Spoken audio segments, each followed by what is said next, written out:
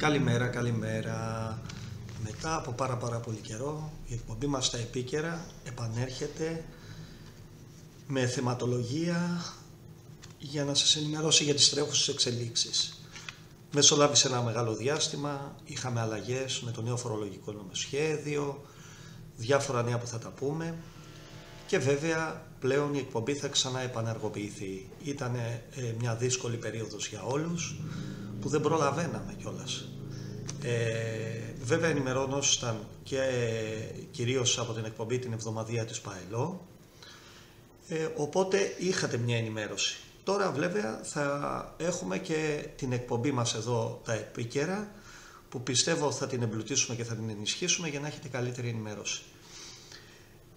Σήμερα το θέμα το κυριότερο θα είναι οι αλλαγές του νέου φορολογικού νομοσχεδίου που ψηφίστηκε τελικά χθες στη Βουλή.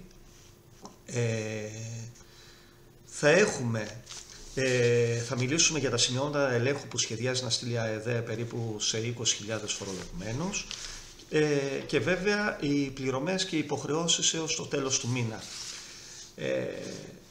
Σε επόμενη ενημέρωση θα πούμε και για τα τιμολόγια της ΔΕΗ που έχει γίνει ένα χάος, παρότι δεν είναι λογιστική δουλειά αυτή. Όμως υπάρχει ένα χάος ως προς την επιλογή των τιμολογίων, γιατί πλέον το μπαλάκι, ας το πούμε, πέφτει στους φορολογούμενους που θα πρέπει από 1η Πρώτου του 2024 να έχουν επιλέξει μέχρι το τέλος του χρόνου το χρώμα των τιμολογίων, ας το πούμε έτσι, που τους συμφέρει καλύτερα. Ξεκινάμε το φορολογικό νομοσχέδιο. Όπως είπαμε, υπερψηφίστηκε χθες το βράδυ στη Βουλή το νομοσχέδιο, το φορολογικό. Υπήρχαν όλο αυτό το διάστημα ενστάσεις, πορείες, κινητοποιήσεις από ελεύθερους επαγγελματίες που αντιδρούσαν στο νέο φορολογικό νομοσχέδιο. Εδώ, με συνεχεία αρθρογραφία, προσπαθούσαμε να τονίσουμε τα προβλήματα του νέου φορολογικού νομοσχεδίου. Θεωρούμε ότι δεν λύνει το πρόβλημα. Η δική μας γνώμη από εδώ ήταν ξεκάθαρη. Είναι ένα οριζόντιο μέτρο που θα οδηγήσει πολλές μικρές ατομικές επιχειρήσεις, γιατί μιλάμε πάντα για τις ατομικές επιχειρήσεις, δηλαδή ελεύθερους επαγγελματίες και αυτοαπασχολούμενους. Θα τους, πιστεύω, μια μεγάλη μερίδα θα οδηγήσει σε αφανισμό και λουκέτα. Αυτό πιστεύουμε ότι θα έχει επίπτωση και στα έσοδα του κράτους. Παραδείγματος χάρη, θα χαθεί εντελώς το τέλος επιτιδεύματος μέχρι ότου να καταργηθεί, πράγμα που για μας θα έπρεπε, όσο και κυριότερο στα ασφαλιστικά ταμεία, που ήδη, όπως έχουμε ξανατονίσει με αρθρογραφία, υπάρχει πρόβλημα ήδη. Υπάρχουν τεράστιες ληξιπρόθεσμες οφειλές, που και εκεί δεν έχει γίνει κάτι, με την έννοια, εκτός από την πάγια ρύθμιση των 24 δόσεων και τον εξοδικαστικό μηχανισμό που απαιτεί συγκεκριμένα πράγματα, δεν υπάρχει άλλη λύση κάποιος να ρυθμίσει. Αν λοιπόν μπουν λουκέτα, θα επιβαρυνθεί αυτό το πρόβλημα. Γιατί πιθανώς θα προκύψουν χρέη επιπλέον και βέβαια από την ώρα που δεν υπάρχει ρύθμιση, αυτό θα βουλιάξει ακόμα περισσότερα τα ασφαλιστικά ταμεία. Τι πρόβλημα θα υπάρχει? Το 2027, με βάση το μνημονιακό νόμο για τα όρια ηλικίας, με βάση δύο κριτήρια παίζουν, το βιωτικό επίπεδο και το προσδόκιμο ζωής, πιθανόν να έχουμε αύξηση στα όρια ηλικίας, με ό,τι αυτό συνεπάγεται.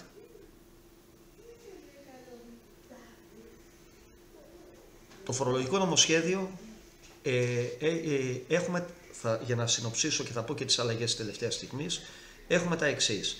Έχουμε καταρχάς την ελάχιστη βάση υπολογισμού για τους ελεύθερους επαγγελματίες και τους αυτοαποσχολούμενους στο ποσό των 10.920 ευρώ. Σε αυτό το ποσό επάνω θα προσαυξάνονται τριετίες, 10% η κάθε τριετία με ανώτατο όριο τις 3 τριετίες, δηλαδή στην ουσία θα μπορεί να φτάσει με τις τριετίες στο ποσό των 14.196 ευρώ. Θα έχουμε προσάυξη λόγω τζίρου που μετά τις αλλαγές στη διαφορά που θα προκύπτει με βάση του ΚΑΔ, του μέσου όρου ΚΑΔ, 5% ως προς το τζίρο, και βέβαια θα έχουμε και προσάυξη προσωπικού. Αν κάποιος έχει ένα προσωπικό, θα υπάρχει επάνω εκεί το ποσό, θα προστίθεται στο ποσό ένα 10% με ανώτατο όριο της 15.000 ευρώ. Για να επανέλθω λίγο για την βάση του υπολογισμού το 1920, κάτω από κάποιες προϋποθέσεις θα μπορούσε να φτάσει έως 50.000 ευρώ. Γνώμη μας εδώ, η πρώτη λοιπόν αλλαγή είναι αυτή. Ήρθε μια αλλαγή της τελευταίας στιγμής που πρέπει να την αναφέρουμε. Έγιναν 4 βελτιώσεις ως προς τους ελεύθερους επαγγελματίες. Η πρώτη αλλαγή αφορά, εξαιρεί πλήρως τα καφενεία που είναι σε χωριά έως 500 κατοίκους και στα νησιά έχουν όριο έως 3.100 κατοίκους. Αυτοί εξαιρούνται πλήρως. Πρόκειται περίπου για 1.800 επιχειρήσεις, οι οποίες θα είχαν μικρές επιβαρύνσεις τάξης των 30-35 ευρώ. Η δεύτερη διορθωτική κίνηση, εξαιρέθηκαν τα περίπτερα από τις επιβαρύνσεις λόγω τζίρου, γιατί έχουν κάποια προϊόντα που έχουν πολύ μικρό κέρδος, έχουν αρκετούς ΚΑΔ, όπως είναι τα καπνικά προϊόντα και τα τσιγάρα. Εξαιρούνται επίσης οι ασφαλιστικοί σύμβουλοι, οι οποίοι εργάζονται μέχρι 2 εργοδότες, και βέβαια οι ιδιοκτήτες ταξί, όσοι έχουν ποσοστό συμμετοχής μερίδιο έως 25%, αυτοί θα πάνε στο μειωμένο τεκμήριο, δηλαδή 50%. Βλέπουμε, είναι μια βελτιωτική κίνηση, όμως κατ' εμάς δεν λύνει το πρόβλημα. Αυτή τη στιγμή θα είναι ένα χαράτσι, θα είναι ένα κόστος, το οποίο θα εφαρμοστεί για το 2023, και ένα παράπλευρο πρόβλημα που θα δημιουργηθεί είναι η συλλογή των αποδείξεων. Όποιος δεν συγκεντρώσει το 30%, τώρα δηλαδή έχουμε 8 Δεκεμβρίου, ψηφίστηκε χθες το βράδυ 7, δηλαδή από σήμερα έως και τα τέλη του μήνα, πρέπει, σε περίπτωση που πάει με το τεκμαρτό τρόπο υπολογισμού και όχι με το πραγματικό εισόδημα, παράδειγμα, κάποιος που έχει και 3 τριετίες επάνω, χωρίς προσωπικό, δεν βάζω το προσωπικό, αν έχει τεκμαρτό εισόδημα 14.196, θα πρέπει να συλλέξει το 30% σε αποδείξεις. Που το ποσό αυτό μιλάμε θέλει 4.259 ευρώ σε αποδείξεις. Σε περίπτωση που κάποιος, για παράδειγμα, έχει μαζέψει 3.000 αποδείξεις, γιατί πήγαινε με βάση, έκανε τον υπολογισμό του με βάση το πραγματικό του εισόδημα, στη διαφορά και είχε 3.000 αποδείξεις, στα 1.259 ευρώ αυτά, απόκλησης ας πούμε, θα πληρώσει πέναλτι φόρου 277 ευρώ. Δεν είναι άδικο?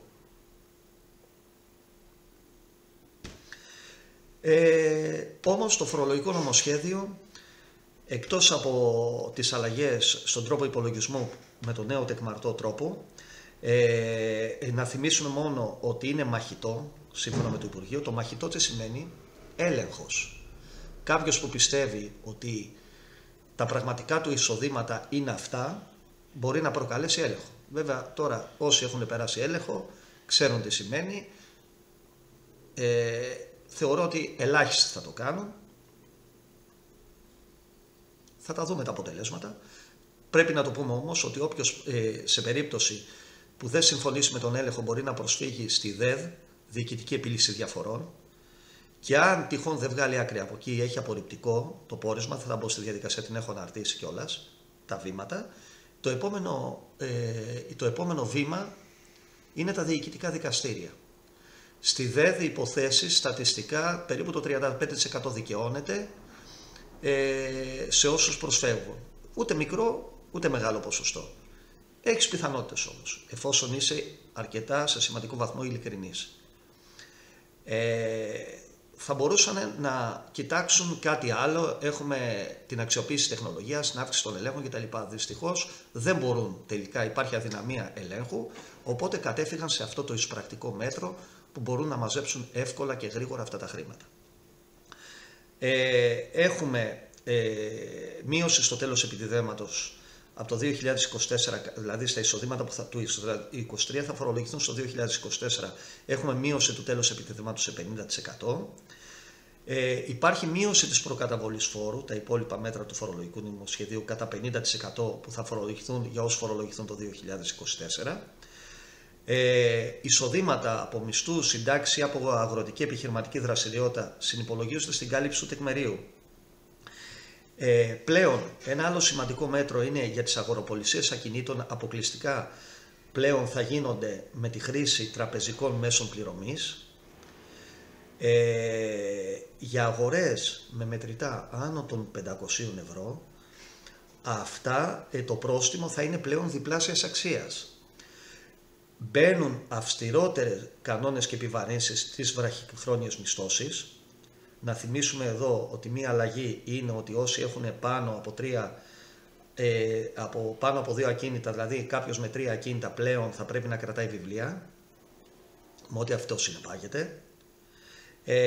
Πλέον όσους καταγγέλνουν μαϊμό αποδείξεις μέσω από τις εφαρμογές απόδειξη θα έχουν ένα μπόνους έως 3.000 ευρώ. Είναι μία ακόμα αλλαγή του νέου φορολογικού νομοσχεδίου. Θα υπάρχει αυστηροποίηση ελέγχου σε περίπτωση εμφάνισης ζημιών ή αναντιστοιχίας μεταξύ αγορών, πωλήσεων κτλ. Θα υπάρχει δυνατότητα καταγραφής των ελέγχων μέσα από κάμερες όλη αυτή τη διάρκεια του ελέγχου και βέβαια θα υπάρχει μεγάλη αυστηροποίηση και κυρώσεις για το λαθρεμπόριο καυσίμων.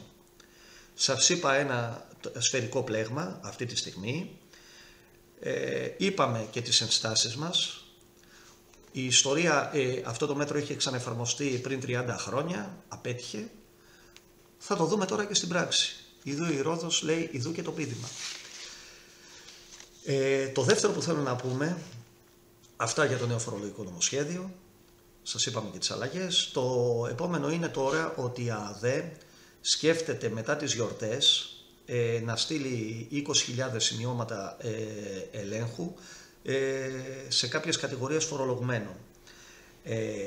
Έκανε ένα ξεσκαρτάρισμα μέσα στο Νοέμβριο για να δει αν υπάρχουν αποκλίσεις σε σχέση με αυτά που δηλώνει ένας φορολογούμενος, παράδειγμα κυρίως κάτω από 10.000 ευρώ, και σε σχέση με τις τραπεζικές συναλλαγές του και το τι έσοδα έχει, καταναλωτικές δαπάνες κτλ. Και βρέθηκαν 20.000 που έχουν πολύ μεγάλες αποκλίσεις σε σημεία που έφταναν ακόμα και να έχουν, για παράδειγμα, καταναλωτικές δαπάνες που ξεπερνούσαν από 30 και να φτάνουν έως και 200.000 ευρώ. Έτσι ξεκίνησε η διασταύρωση της ΑΔΕ το Σεπτέμβριο αυτής της διαδικασίας και ολοκληρώθηκε τον Νοέμβριο. Τα στοιχεία των διασταυρώσεων, αυτό που έγιναν ελέγχθηκαν πληρωμές μέσω καρτών, τόκοι καταθέσεων αλλά και τραπεζικών λογαριασμών με αθροιστικές κινήσεις άνω των 100.000 ευρώ στη διάρκεια του έτους, τόκοι και δόσεις δανείων από καταναλωτικά και στεγαστικά έως και πιστωτικές κάρτες. Ελέγχθηκαν δαπάνες λιανικής σε κάθε είδους καταστήματα και σούπερ μάρκετ. Έγινε έλεγχος δαπανών για αγορά περιουσιακών στοιχείων από ακίνητα, αυτοκίνητα έως και σκάφη αναψυχής. Ο έλεγχος επικεντρώθηκε επίσης σε δαπάνες για ασφαλιστικά συμβόλαια ζωής, θανάτου, προσωπικών ατυχημάτων και ασθένειας. Δαπάνες για έξοδα νοσηλείας σε ιδιωτικά θεραπευτήρια, δίδακτρα σε ιδιωτικά σχολεία και βέβαια δαπάνες για φως, νερό, τηλέφωνο εφόσον υπερέβησαν αυτές τις δαπάνες τα 1.000 ευρώ. Όπως είπαμε, από τον έλεγχο των διασταυρώσεων προέκυψαν κοντά στα 4 εκατομμύρια, 3,8 νομίζω ήταν η έλεγχη, προέκυψαν 440.000 φορολογούμενοι με σημαντικές διαφορές και για τους 20.000 από αυτούς οι διαφορές, όπως είπαμε, υπερέβησαν τις 30.000 και μπορεί σε κάποιες περιπτώσεις να φτάνουν και τις 200.000 ευρώ. Μετά την τελική τώρα διασταύρωση που ολοκληρώθηκε των στοιχείων, με τα στοιχεία των τραπεζών συγκεντρωτικά, θα διαμορφωθεί μια λίστα με ονόματα φορολογουμένων που θα κληθούν προς άμεσο έλεγχο. Να θυμίσουμε πλέον ότι οι έλεγχοι πλέον που σκέφτονται δεν θα είναι με την παραδοσιακή μορφή, έρχεται ένας ελεγκτής στο χώρο σου κτλ. Όπως γινόταν παλιά, θα είναι με βάση τα στοιχεία, θα υπάρχει μια αλληλογραφία μέσω mail, θα σε προσκαλεί εντός ολίγων ημερών να προσέλθεις με τα αποδεικτικά στοιχεία στην εφορία για να δικαιολογήσεις αυτές τις διαφορές, και αν δεν τις δικαιολογήσεις, αυτομάτως θα καταλογίζονται τα πρόστιμα. Σε περίπτωση που δεν τα δεχτείς, όπως είπαμε, ΔΕΔ, διοικητική επίλυση διαφορών, ή απορριπτική στη ΔΕΔ, διοικητικά δικαστήρια. Η διαδικασία που είπαμε και για το μαχητό τρόπο, για τον νέο τρόπο υπολογισμού, τον τεκμαρτό. Τώρα, τελειώνοντας, θέλω να πούμε λίγο και τις πληρωμές και τις υποχρεώσεις, το τρίτο μας θέμα, που θα υπάρξει μέχρι το τέλος του έτους. Έχουμε τον έμφυα. Μέχρι 31 Δεκεμβρίου είναι άλλη μια δόση που πρέπει να πληρωθεί το Δεκέμβριο. Συνόλου 6,3 εκατομμυρίων ιδιοκτητών ακινήτων. Είναι η 8η δόση του έμφυα που θα πρέπει να πληρωθεί μέχρι 31 Δεκεμβρίου. Αν δεν την πληρώσει θα υπάρχουν οι ανάλογες προσαυξήσεις. Έχουμε το φόρο εισοδήματος. Το Δεκέμβριο πρέπει να καταβληθεί η έκτη δόση του φόρου εισοδήματος, που αφορά αυτούς που επέλεξαν να πληρώσουν με τις 8 δόσεις. Ο Δεκέμβριος είναι η έκτη δόση και φτάνει τις 8 που θα λήξει το Φεβρουάριο. Όσοι δεν έκαναν, επέλεξαν τον τρόπο των εφάπαξ για να κερδίσουν την έκπτωση του 3%, επέλεξαν τις 8 δόσεις που είπαμε πριν. Επίσης, μέχρι τα τέλη του ίδιου μήνα θα πρέπει να τακτοποιηθούν ρυθμίσεις οφειλών, όσοι έχουν κάνει, πάλι δόση, και πάντα μέχρι την τελευταία εργάσιμη του μήνα η πληρωμή, αλλιώς προσαυξήσεις. Και στις ρυθμίσεις οφειλών, το ξέρουμε ήδη, θα έχουμε επιπλέον προσάυξη πέρα από το ντόκο. Θα έχουμε επίσης το Δεκέμβριο την επιστροφή μέρους της επιστρεπτέας προκαταβολής και άλλες φορολογικές εκκρεμότητες. Πολύ σημαντικό τώρα, αποδείξεις. Είπαμε λίγο για τον τεκμαρτό τρόπο υπολογισμού, ότι θα πρέπει να συλλέξουν τις αποδείξεις οι ελεύθεροι επαγγελματίες, αλλά αυτό το μέτρο μέχρι τέλος του χρόνου πρέπει να μαζέψουν και οι λοιποί φορολογούμενοι. Το 30% με ηλεκτρονικά μέσα πληρωμής, το ξανατονίζουμε πάντα, με μόνες εξαιρέσεις αυτές που υπάρχουν πάντα, όσοι είναι άνω των 70 έχουν αναπηρία κτλ, που απαλλάσσουν ηλικιωμένοι.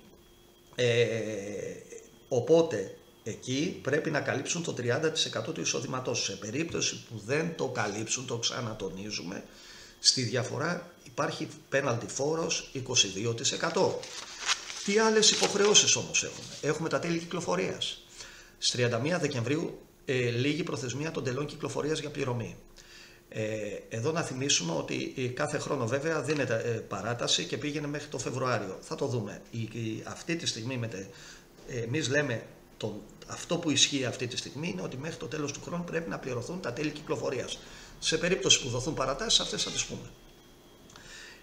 Τα τέλη κυκλοφορίας έχουν αναρτηθεί στην πλατφόρμα της ΑΔΕ και ενδιαφερόμενοι μπορούν με τους κωδικούς του TaxNet να μπουν μέσα και να το εκτυπώσουν, είτε αλλιώς χωρίς τους κωδικούς του CAD, αν μπουν στην πλατφόρμα MyCar, δίνοντας τον αριθμό κυκλοφορίας του αυτοκινήτου, μπορούν πάλι να εκτυπώσουν το ειδοποιητήριο για να πάνε να το πληρώσουν.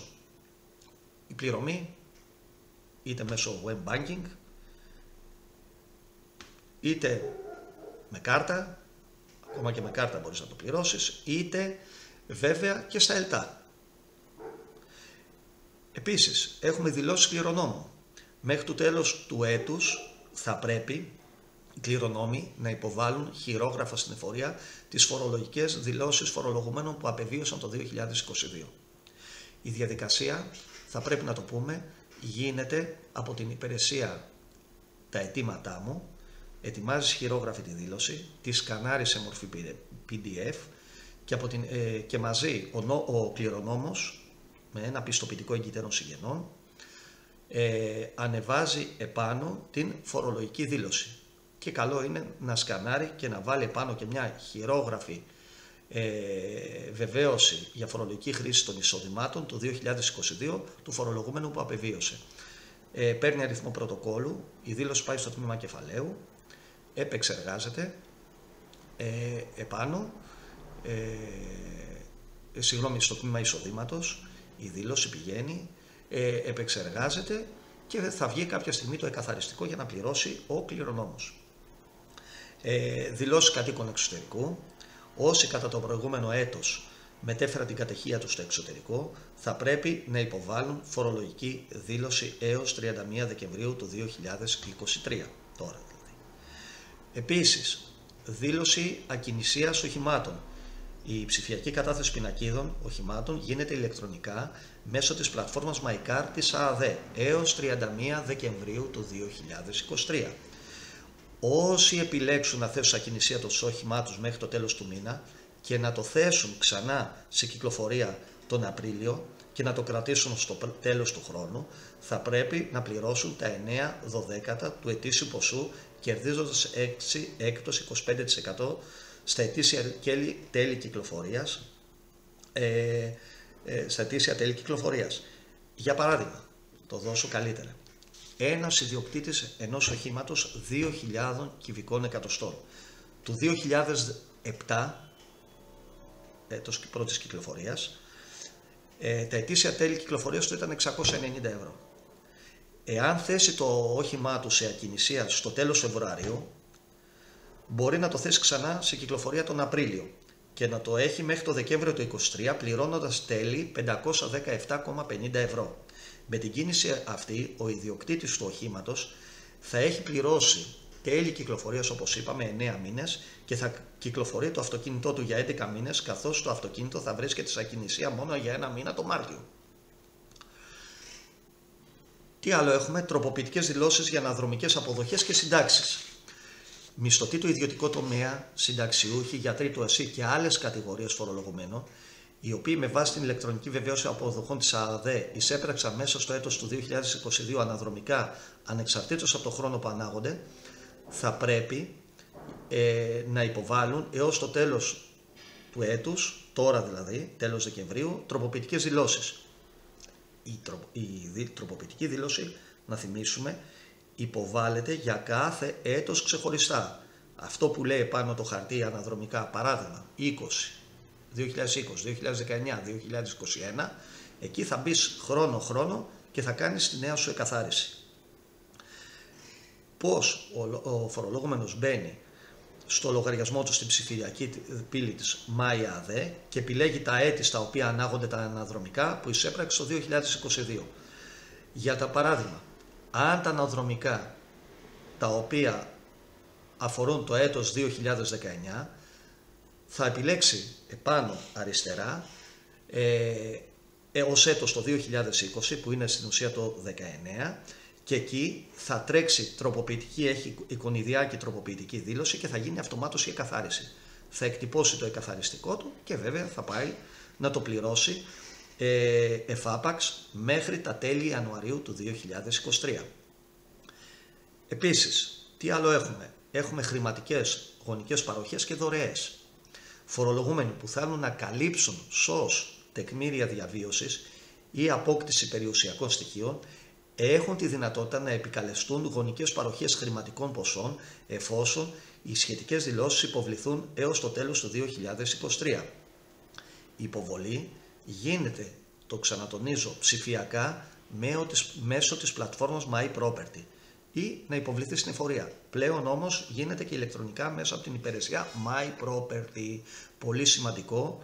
Παράδειγμα, αν πρέπει να δώσουμε δωρεά χρηματικού ποσού από πατέρα σε γιο ή το ανάποδο, θα πρέπει η κατάθεση να έχει γίνει σε τράπεζα, θα έχει αναφερθεί επακριβώς σαν αιτιολογία δωρεά χρηματικό ποσό στο γιο μου ή στον πατέρα μου. Μεγάλη προσοχή, δεν μπορεί να γίνει τριγωνική συναλλαγή, δηλαδή ένας άλλος γιος να δώσει στον πατέρα και ο πατέρας στον άλλο γιο. Αυτό θεωρείται άκυρο και αν η συναλλαγή αυτή είναι μέσα στο εξάμηνο θα θεωρηθεί άκυρη και θα μπουν τα ανάλογα πρόστιμα. Προσοχή μεγάλη. Τρόποι πληρωμής.